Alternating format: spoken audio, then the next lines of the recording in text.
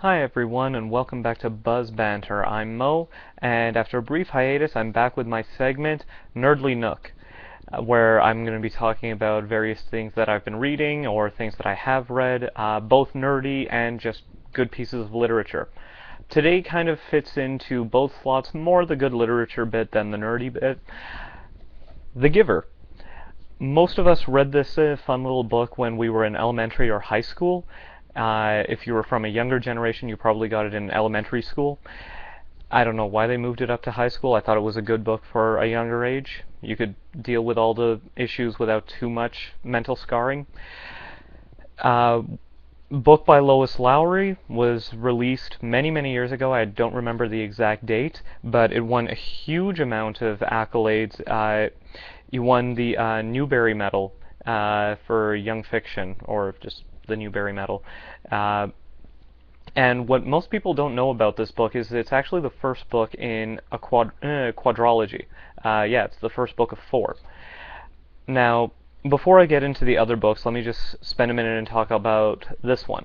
Essentially, it's at some indeterminate point in our future. We are fairly technologically advanced, and you follow a young boy. It's sort of a coming-of-age story, as he inhabits this essentially perfect world. Everyone is provided for, everyone has a job that they are selected to do.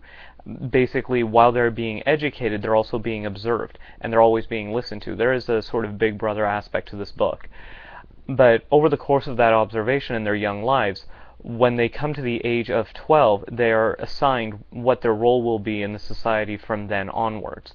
So, basically, if you excel in mathematics and scientific inquiry and that sort of thing, you'll be given the post as like a mathematician. If you're not really good at coming up with new stuff, but you like to tell stories and relate information, you'll become a teacher. If you are very good with children and everything, you will go and work at in the nursing center. The family units are all basically just assigned.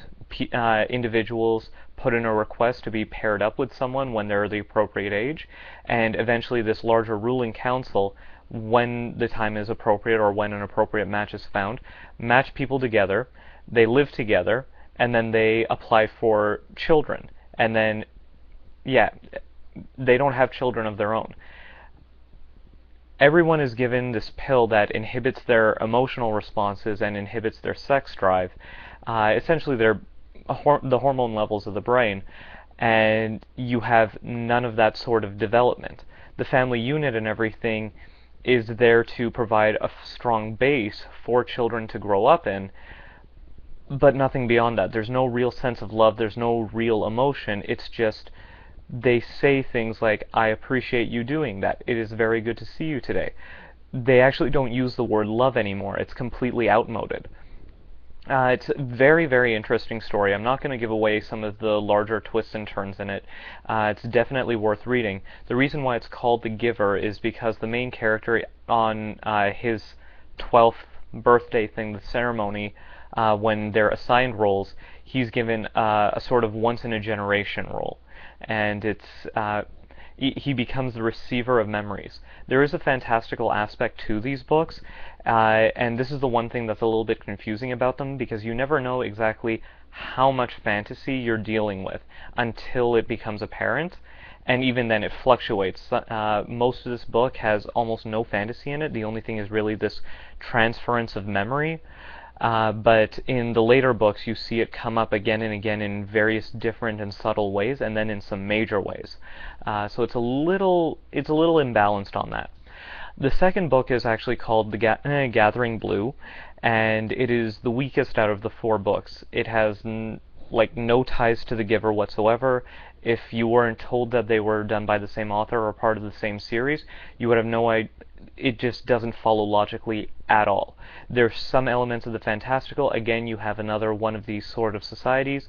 This one is unlike the society in The Giver, which is very wealthy and technologically advanced. This is a very rundown society, mud huts, no one can read, they have like artifacts and like these old buildings from a previous civilization, uh, and they have stories of how they have this oral tradition of stories where you have a buildup of society and then its total collapse, and then from those ashes it builds up again and becomes greater, and then it crashes down again, and just these ongoing cycles.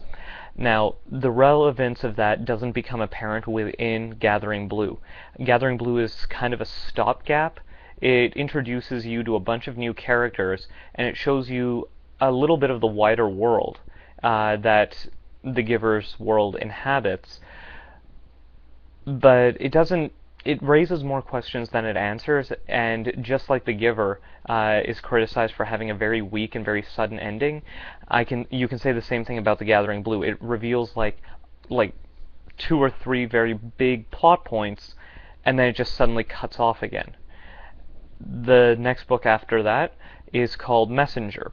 Messenger continues on with the characters. You're reintroduced to two of the characters from The Giver, and it continues on with the characters that you were introduced to in Gathering Blue, and how they come together, and this new sort of society that they create, one that isn't based on these stringent rules, whether you be living in brick and mortar and technologically advanced, like bicycles and cars and stuff, or whether you're living in mud huts and that sort of thing.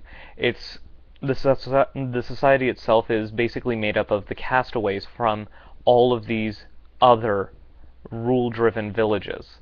Um, if you saw the M. Night Shyamalan movie, The Village, it's similar to that, where you have these sorts of enclosed societies. A few members know that there's other societies around them, but the general populace isn't made aware of it, and they're told stories that keep them inside.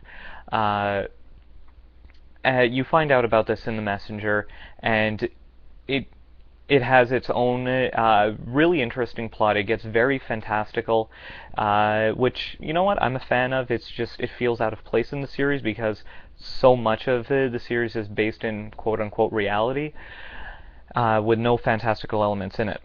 The final book is called Sun. It does this huge time jump where it goes all the way back to the events of The Giver and shows a parallel story with another character from that. And it basically, over the course of all of the years that you went through in The Giver, Gathering Blue, and Messenger, Sun goes through all of that time frame with a single character, and how she is relevant, and the importance she plays in bringing about an end to this epic.